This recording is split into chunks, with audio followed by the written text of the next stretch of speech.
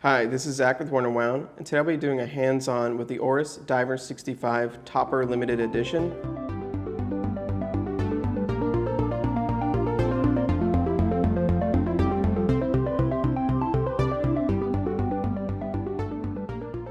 So the Diver 65 is a watch you're likely familiar with. We reviewed it a couple years ago. It's been very popular since it first came out in Basel, and it's just a great watch. Nice size, 40mm case with a really cool vintage design that doesn't feel like any other watch that's currently out on the market. Really hits some great vintage notes, and it pulls from Oris's catalog. And it's very obvious as to why it's popular. It's a nice watch. It's very well made. It's very stylish. Comes in at a decent price point, you know, around $2,000 with a bracelet, a little bit less depending on the other strap options. So it's just one of these all-around really likable watches. For the Topper edition, Rob Kaplan at Topper wanted to do something different and interesting, do this limited edition of 100 pieces.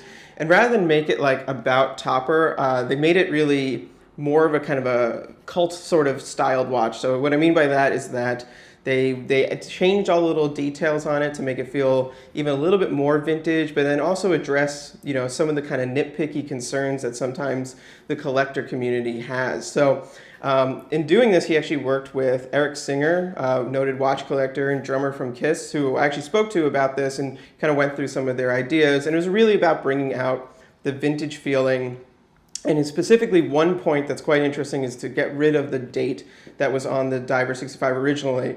This was, you know, a mix of an aesthetic decision, but also a logical decision. You know, perhaps why have a date on a dive watch? You don't need it necessarily. But then in doing so, they actually did something really kind of fascinating, which is created the first ever Oris dive watch without a date. So this is the first time that's ever been done. It's only available from Topper in this edition of 100. But then on top of that, there's a bunch of different differences that are very slight, but they do kind of change the overall picture.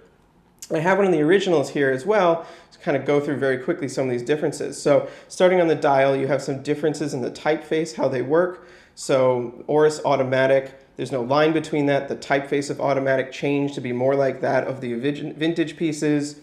Instead of water resistant 100 bar, you have anti-shock 26 joules. Once again speaks to the original design, but then also, you know, I believe like if there was one critique a lot of people had about this watch, it's that 100 meters isn't, you know, really like a modern dive number. You know, most go up to 300, 500. Reality, you're not diving. Most people aren't diving with them anyway, so 100 meters is more than enough for just general wear and sport wear and swimming, what have you. But either way, they want to remove that from the dial because it just wasn't really something to flaunt. So they took that out. Then obviously right below that, you see the date is gone. I don't, you know, dislike the way the date is executed on the original at all. I think for considering a lot of the watches we see where it's really kind of grotesque, this works pretty well. But it does notch into the 6 a little bit. So here that cleans it up. More significantly to me, actually, is that they moved Swiss made, which was on either side of the date here, down to the bottom of the dial here, which might be hard to see because the crystal kind of distorts it.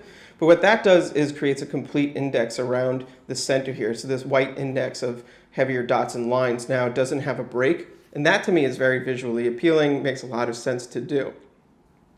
Other changes then include the use of an orange pip at 12 on the bezel. This once again speaks more to the original. And then an orange tip on the second hand.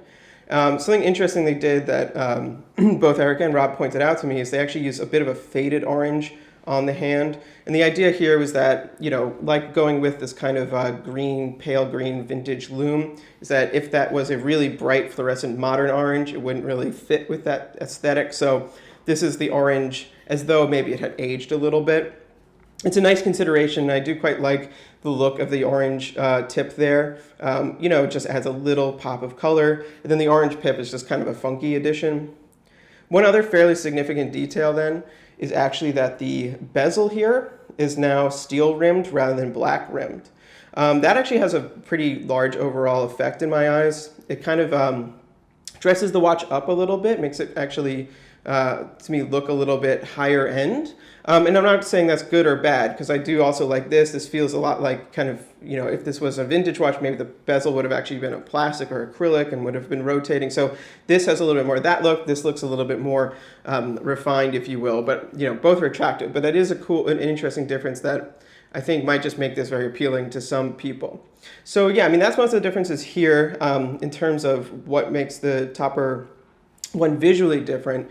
But since we have it, one other cool thing I wanted to point out is the rivet bracelet. So the last time we reviewed the watch, they didn't have this. This is a newer addition to the Diver 65. The Topper Limited Edition comes with both the bracelet and the rubber strap. And rivet bracelets are very cool. We actually just saw one recently on the Tudor Black Bay. And what they are, it's obviously a vintage style bracelet. You have rivets on the side and then a step down taper. And this tapers a lot, which is really nice. It's very comfortable. Having a thin piece of metal on the underside of your wrist, I think, is a really nice touch. It makes it much more comfortable for me, at least.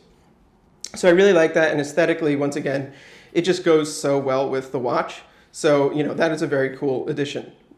Yeah, so quickly just wrap up, Diver 65 Topper Limited Edition, very cool version of this, limited edition of 100. I think a lot of people are going to find this very desirable because of those little tweaks they did. Comes with the bracelet and the strap for a price of $21.99, so a little bit more than just the bracelet edition because it does include the strap as well. Head over to Topper Jewelers to pick one up. You're probably going to want to do that pretty quickly.